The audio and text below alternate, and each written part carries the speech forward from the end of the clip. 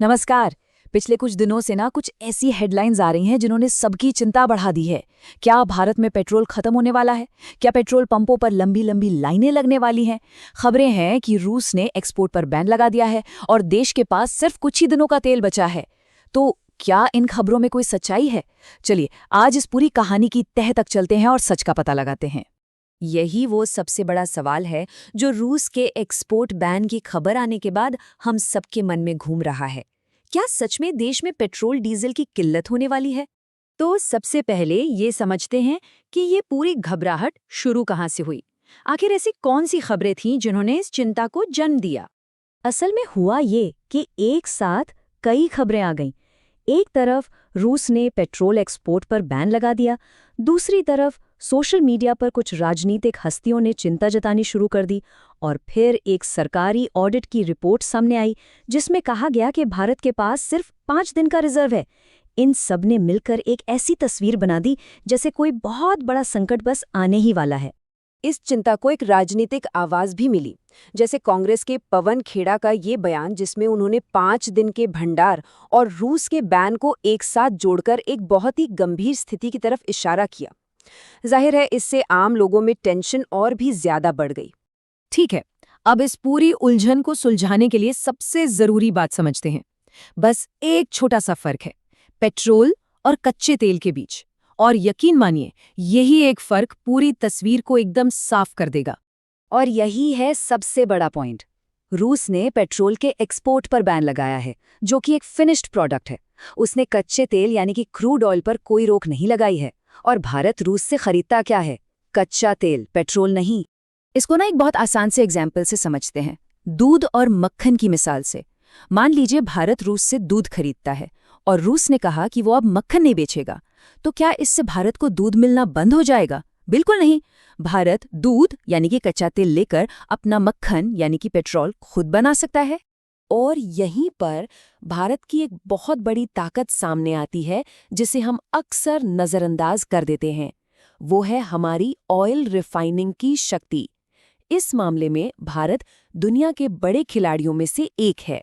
आपको पता है भारत के पास हर रोज लगभग 56 लाख बैरल कच्चे तेल को रिफाइन करने की कैपेसिटी है, और ये आंकड़ा हमारी पूरी घरेलू जरूरत को पूरा करने के लिए काफी है। मतलब हम अपनी जरूरत का पेट्रोल और डीजल बनाने में पूरी तरह से आत्मनिर्भर हैं। कच्चा तेल इसीलिए इतना जरूरी होता है। जब हम एक बैरल कच्चे तेल को रिफाइन करते हैं तो उससे सिर्फ पेट्रोल ही नहीं बल्कि डीजल, जेट फ्यूल, एलपीजी और भी कई जरूरी प्रोडक्ट्स मिलते हैं। चलिए अब आते हैं उस सबसे डराने वाले दावे पर कि भारत के पास सिर्फ 5 दिन का तेल बचा है। इस आंकड़े का असली मतलब क्या है, ये समझना बहुत जरूरी है। असल में ना देश में 2 तरह के तेल भंडार होते हैं। एक होता है स्ट्रेटेजिक रिजर्व, जो सरकार बहुत ही मुश्किल समय या किसी आपातकाल के लिए रखती है, और दूसरा होता है टोटल नेशनल रिजर्व, जिसमें स्ट्रेटेजिक रिजर्व के साथ साथ सभी तेल कंपनियों के पास मौजूद स्टॉक भी शामिल होता है। जो 5 दिन वाली बात थी वो सिर्फ और सिर्फ स्ट्रेटेजिक रिजर्व के एक हिस्से की थी। तो फिर असली तस्वीर क्या है, ये देखिए। स्ट्रेटेजिक रिजर्व खुद ही लगभग 10 दिनों का है, लेकिन अगर हम इसमें तेल कंपनियों का स्टॉक भी मिला दें तो देश के पास करीब 74 दिनों की टोटल स्टोरेज कैपेसिटी है। यही है 5 दिन की अधूरी कहानी और पूरी हकीकत के बीच का बड़ा फर्क। सरकार के ऑफिशियल पीआईबी फैक्ट चेक ने भी इस बात को कंफर्म किया है। देश के पास 74 दिनों की कुल क्षमता है और फिलहाल करीब 60 दिनों का स्टॉक मौजूद है। मतलब साफ है, देश में ईंधन खत्म होने जैसा कोई संकट नहीं है। तो सवाल ये उठता है कि अगर पेट्रोल डीजल की कोई कमी नहीं है तो फिर इस पूरी सिचुएशन का असली असर क्या है? हमारे लिए क्या बदल रहा है? असली असर सप्लाई पर नहीं बल्कि कीमत पर पड़ा है। जो रूस पहले हमें डिस्काउंट पर कच्चा तेल दे रहा था, वो अब इंटरनेशनल मार्केट रेट से भी ज्यादा $4 से $5 प्रति बैरल का प्रीमियम चार्ज कर रहा है। तो हो ये रहा है कि तेल अब महंगा खरीदा जा रहा है, लेकिन इस बढ़ी हुई कीमत का बोझ आम लोगों पर न पड़े, इसके लिए सरकार ने पेट्रोल और डीजल पर लगने वाली अपनी एक्साइज ड्यूटी यानी टैक्स को कम कर दिया है। और इसी वजह से तेल के दाम बढ़ने के बावजूद पेट्रोल पंप पर कीमतें फिलहाल स्थिर बनी हुई हैं। तो इस पूरी चर्चा का निचोड़ क्या है? पहली बात, देश में तेल की कमी का कोई खतरा नहीं है। दूसरी, 5 दिन के रिजर्व वाली खबर आधी अधूरी जानकारी थी। तीसरी, भारत अपनी ज़रूरत का तेल आयात करके खुद बना रहा है। और चौथी और सबसे ज़रूरी बात, असली असर आर्थिक है, जहाँ सरकार बढ़ी हुई कीमतों का बोझ खुद उठा रही है ताकि आम जनता पर इसका असर ना पड़े।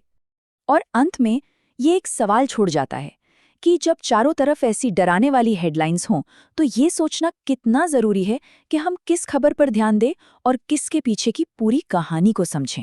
उम्मीद है इस जानकारी से आपको मदद मिली होगी। इस पर आपकी क्या राय है, हमें कमेंट्स में ज़रूर बताएं। इस वीडियो को देखने के लिए बहुत बहुत धन्यवाद। इसे लाइक और शेयर करना ना भूलें और ऐसे ही और विश्लेषण के लिए हमारे चैनल को सब्सक्राइब करें।